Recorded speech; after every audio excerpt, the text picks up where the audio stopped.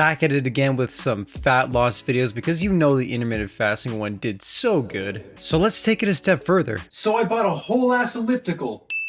Now let's talk about my experience with it, what I love, what I hate, and of course, what did it do to my body after a month of using it every single day? So first, we gotta talk about what it did to my body composition, and I know it's gonna sound like deja vu because you probably came from my intermittent fasting video, but just bear with me. Now obviously, I didn't buy an elliptical just to lose fat. I mean, cardio is pretty badass. And you know what? I'm gonna use a before and after picture again to kind of illustrate it, and you know what? This time, I don't think it made as much of a difference as intermittent fasting did. But also, it kind of makes sense. Intermittent fasting is limiting what's coming in, and you can limit your food intake by quite a bit, you know, like 500 calories. It's not that hard, but trying to burn 500 calories now, that's something else. Elliptical/cardio only control the amount of calories you're burning, and you can only burn so many calories without dying. As they say, you can't outrun a bad diet. But also remember that this has only been a month, so when you look at these pictures, look at them with a grain of salt. You can't lose that much fat in 1 month, especially with just adding cardio and not changing anything else. Now yeah, it probably accelerated some of the fat loss, but there are a host of benefits, and the whole reason that I started doing cardio was not just for fat loss as I mentioned before, but I'll mention that in another section of the video, which is the good part, so let's save that for a bit later. But yeah, in a nutshell, it didn't change my entire physique. That was kind of expected. You just cannot get shredded doing cardio for 1 month. Like it doesn't make any sense. It's not possible. But lifting weights, eating clean, and sleeping and recovering well, now that's how you get shredded. So now I want to talk about how I actually put the elliptical in my routine, and it's pretty simple. It's not that hard. So if you're wondering how many times I actually did the elliptical, I did it every single day since I got it. I'm not even kidding. I did it 30 days straight. I haven't taken a day off since I got it. Now, yes, I have had easier days where all I want to do is just maintain zone 2 cardio for 20 minutes, and that's pretty much like my absolute minimum. 20 minutes seems to be a really good minimum where it's not too long that I can do it every day, but it's also not too short that I'm still getting a good sweat on. But basically, I like to try and keep my heart rate around 140 to 150, and I do that for about 20 minutes, and that's about my zone 2. Also, if you're wondering what I call zone 2, it's basically being able to have a uncomfortable conversation, but you're still kind of breathing hard. How about I link some footage of what zone 2 cardio actually looks like? Basically, this is the goal. Maintains, oh shit. Now there are days where I go harder and I'll do 30, maybe even 35 minutes. And I'll even throw in some intervals where I'm just going super hard. My heart rate jumps to like 180 and then I bring it back down. I'll do like really hard stuff for like 30 seconds. You know, it's tough, but those I don't do as much. But the zone 2 cardio, that's like the sweet spot. And like I said, I'm trying to lose fat, and I don't know, I've heard that zone 2 cardio is good. You can tell me in the comments if that's even true, but yeah, that's basically the purpose of why I try to do zone 2. So when it comes to actually incorporating it in my routine, I'm still doing the exact same routine, which is a push-pull legs, but basically I just throw it in after my lift, or before actually. So basically I like to try and do the cardio after because it is pretty tiring, and if you've seen some of the footage I put on screen, I get pretty damn tired within 20 or 30 minutes. So trying to do that before and then do a lift, it's hard. And yeah, I'm gonna be tired after my lift too, but cardio after a lift is a lot easier in my opinion than trying to do cardio and then a lift. But now that you see how I've been fitting cardio into my every single day life, specifically the elliptical that I bought, let's talk about the good and the bad. So let's start with the bad here. And you know what? It's not even that bad. Number one, it was expensive. I mean, it's a whole ass machine. I bought the whole ass elliptical.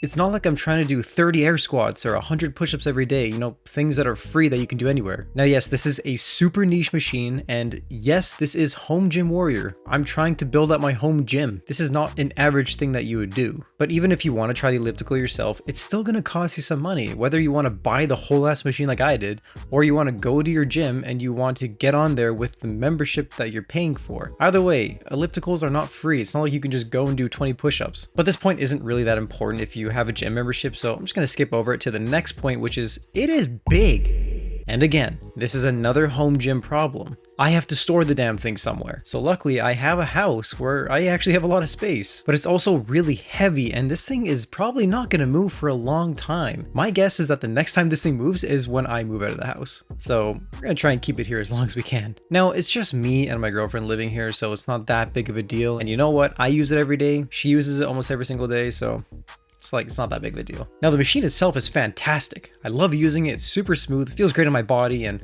you know what? I'm just being really nitpicky, and all these downsides are mostly the downsides of ownership. Most people are never gonna own an elliptical, but if you have one available at your gym, don't sleep on this thing, man. It's really good. I thought it was dumb at first too. And then I started using it and it just made sense. So this segues nicely actually into the good. And first off, it is easy to use. Now, I'm not saying it's actually easy to use. Like I still have to try and get on there and I gotta break a sweat. That's the hard part. But what I mean is it's easy to just hop on it, throw on a YouTube video on my iPad and just go at it for like 20-30 minutes. The time passes by so fast.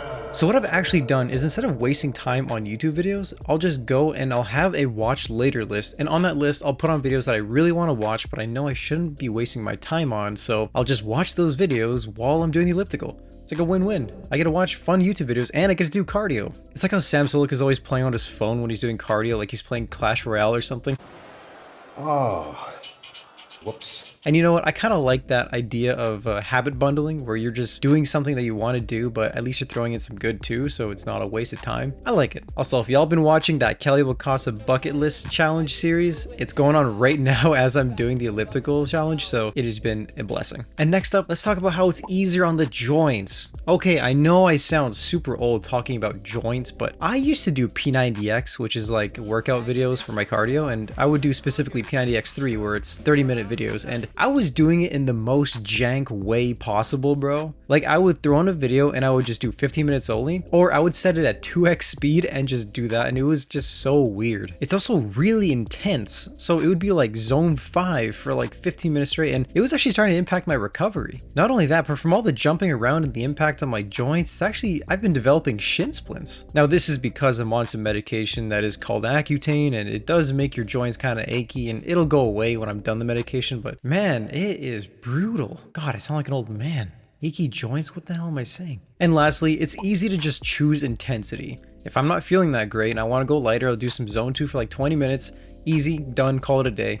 But on days I'm feeling really good, I can just crank up the intensity. It has like 14 levels of intensity, and I kind of stick around like the 4 to 8, and that's plenty hard, man. I tried the 14. That's not sustainable. That's like if you want to get those big biker quads. Lower medium intensity is perfectly good. So if I want to do zone 2 for half an hour, I can just set the stride and just maintain that, and it's not that hard. I got all the metrics on the screen. I'll put footage on the screen too. All the metrics are right there. I know exactly how many calories I'm burning. I know like how long it's been, and it's just really good stuff. It's simple, it's clean. I love it. And then if I want to do some zone 5, I'll just crank up the intensity a little bit and just go hard. It leaves you out of breath. Finish the 20 minutes with a quick sprint. Oh yeah. I can't breathe, man. Intense stuff. So to conclude this month of ellipticaling every single day, and to conclude, is it worth purchasing one? I mean, again, you're probably not going to buy one, but is it worth using an elliptical every day? Well, I only have one thing to really say about that. It's not going to be a clear yes or no. But what I'm going to say is, if you have an elliptical at your disposal, whether it's at your gym or you could maybe get one secondhand used. Also, by the way, if you could get one secondhand or used to get it way cheaper, definitely worth it. Of course, we just splurged on getting a brand new one. They are 100% worth it if you're trying to get some more cardio in, if you want to get some more steps in, or if you live in a cold climate like I do in Canada where you can't exactly go for walks in the winter, or maybe you just want to warm up before you do your weight training. This thing's a great machine for that too. Or if you just want to straight up make it your main cardio source.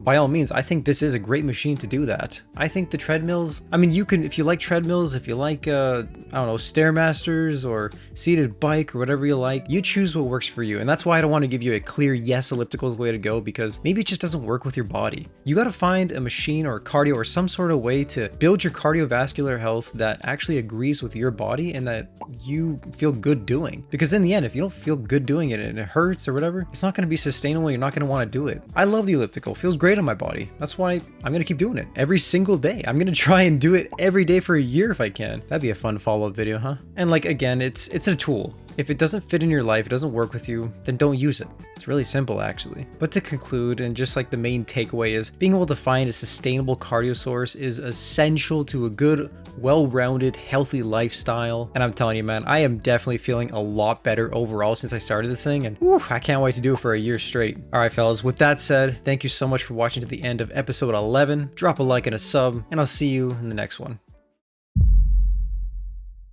All right, so basically I've been doing a push-pull legs for probably the last 2-ish years now, and as you can see, it's time to change it up. But you're gonna have to watch the next episode of Home Gym Warrior to see that.